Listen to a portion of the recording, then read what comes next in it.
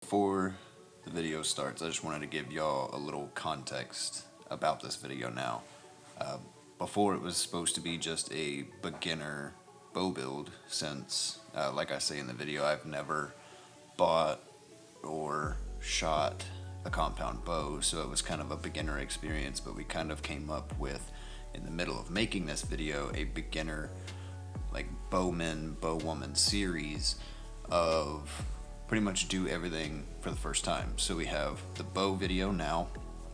Later, we'll more than likely do building arrows, going over releases, different types of releases for the first time, different stabilizer lengths, different types of stabilizers maybe, and there's a few other things I'm sure we can come up with. So if you have any ideas, let us know. But I just wanted to give a little bit of context about the video because it was originally just supposed to be that video, but we kind of made it a series now. So let us know in the comments if there's any other types of videos you want to see with that, specifically with this series, and also in the future. We do have a lot of stuff coming up with hunts and different videos, but we always like suggestions, so enjoy the video.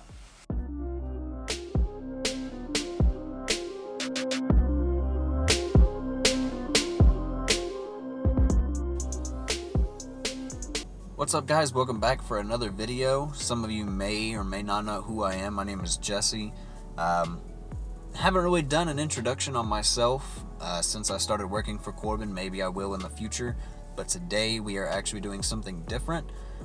We are going down to Corbin's to do basically a first-time bow buyer bow build and showing you the process of what it should be like when you go buy and bow and you're trying to get into archery for the first time. Right now it is 6:40. I have about another hour drive. Been driving for about 2 hours now.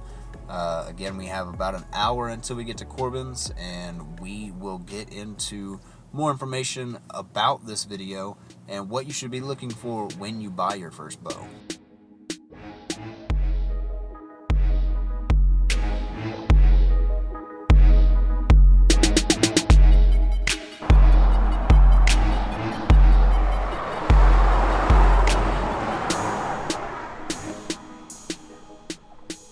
So we just got to Corbin's.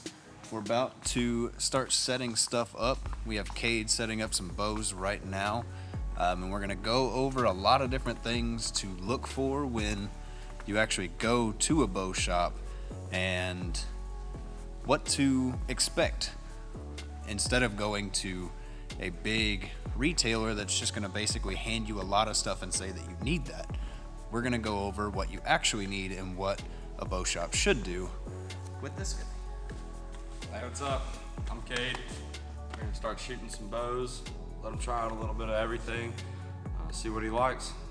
Let's do that. For me personally, I know basically nothing about archery, but hanging around with them, one of the big things that you do when you come into a bow shop is figure out your budget, because you don't want to come in with $1,500 for your entire bow setup and they come in and set you up with a V3 and all you have is a bow and that's it. You don't have money for strings, rest, arrows, all that stuff.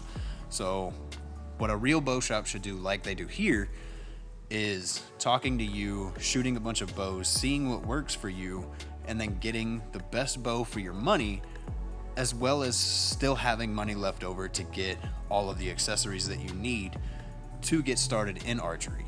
We're actually gonna set up a ton of bows to be shot because you want the best bow that you can get for your money, but you want the bow to be specific for you. So I could shoot a PSE and love it, but shoot a Matthews and hate it. But other people might be different.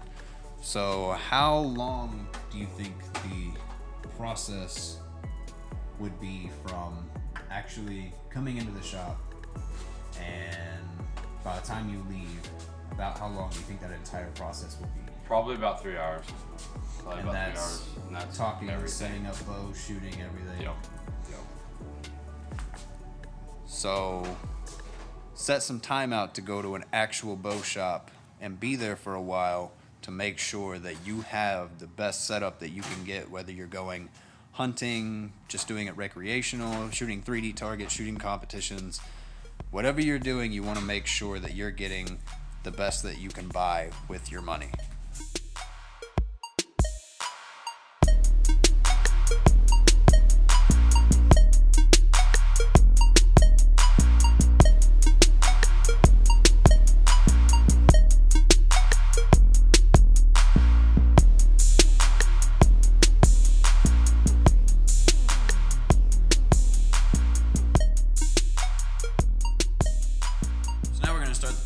Of actually shooting bows and seeing which one I like and what shoots best for me.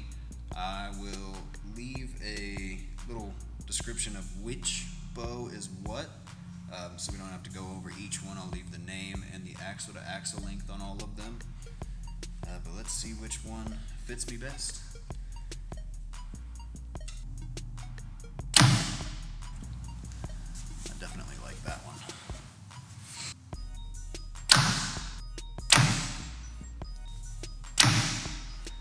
I definitely need to work out more. So far I would say my favorites have been both the V3s, this PSE, and that Ventum has been pretty nice.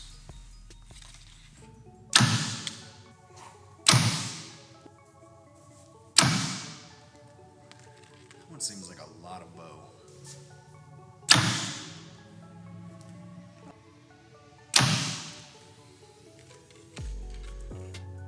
I think all the bow techs are out. I think we're gonna stay with both V3s, both Ventums, the PSE Embark, PSE EVO, EVL 32 right now, and we're gonna narrow it down from there and see what we come up with. Now, after getting pretty much narrowed down to sort of what I like, we're gonna shoot different bows side by side and start narrowing down to the best bow that I want. We're gonna go PSE, EVO, EVL 32 versus the Ventum 30 and see which one I like more.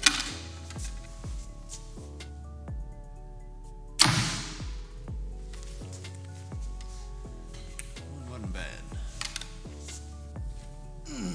Felt my shoulder pop on that one. After adjusting poundage and everything, I think definitely gonna have to go with the Ventum 30 over the EVL on this side by side. So now we're gonna take that Ventum 30 that I just shot against the EVL and ruled out the EVL and go up against the Embark and see which one I like more.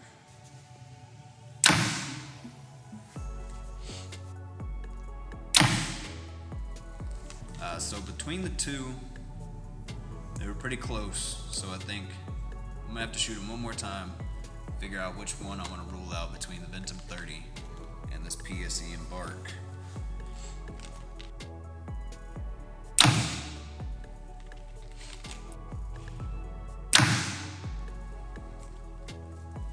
Between the two, I kind of liked the Embark a little bit more than the Ventum 30. So we're gonna rule out the 30 and move on with the Embark against, we can do the Matthews 27, see which one takes it between those.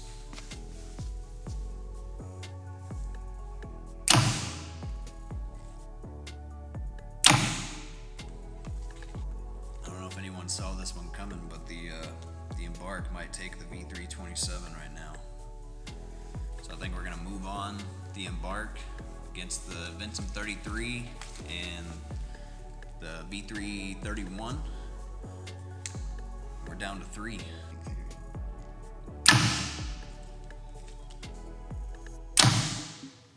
So the Embark did beat the 30, but I don't think it beats the 33 so far. So I think we're gonna switch out the Embark and go with the Ventum 33 versus the V331 as the final bow showdown.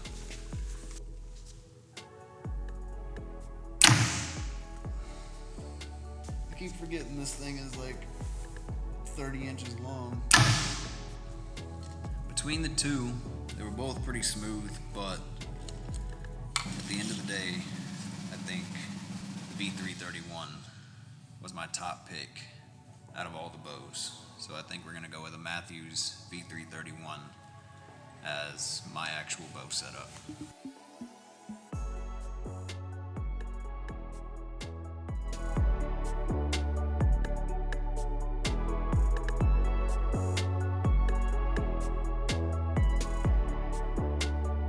So now I got everything checked out, paid for, everything's getting set up now, and we're gonna get my draw length, all my measurements and stuff to make the bow me specific, and we'll get a little montage of that.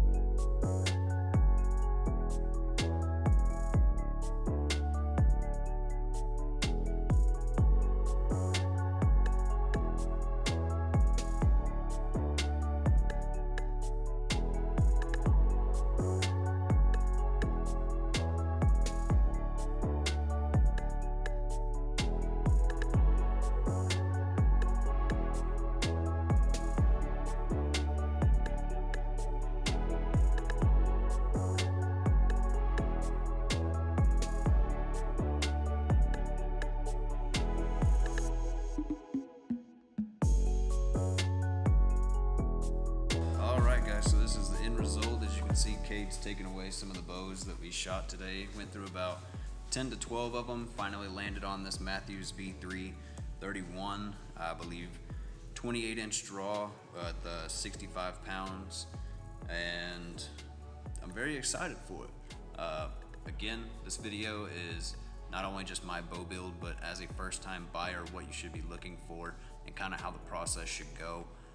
This definitely took a little bit longer than 3 hours, only because of filming and everything, but your average time should be about 3 hours, getting in, letting them know your budget, getting to know each bow and seeing which one works for you.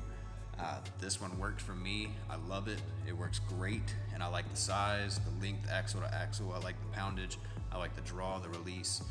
As far as a release, I am gonna have to order, more than likely, probably an Ultra View hinge. I liked shooting that other hinge, and with that Wise Guy and the thumb release, I just felt like I was punching the trigger a little bit, so I am gonna go ahead and order that release and get practice with it.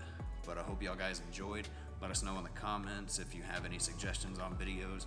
We do possibly have some more videos coming out about beginner builds and beginner experiences with different things, so let us know if you want to see something like that. Stay tuned for other videos such as hunts, other little experiments as well, and we hope you guys enjoyed. Have a good one.